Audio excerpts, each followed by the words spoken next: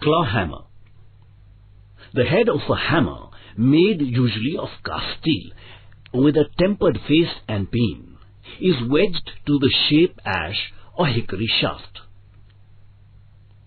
Of many sizes, the one with the head weighing approximately 0.45 kgs is most used for general purposes.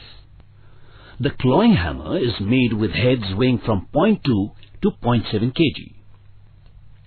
It is used for levering back or withdrawing nails.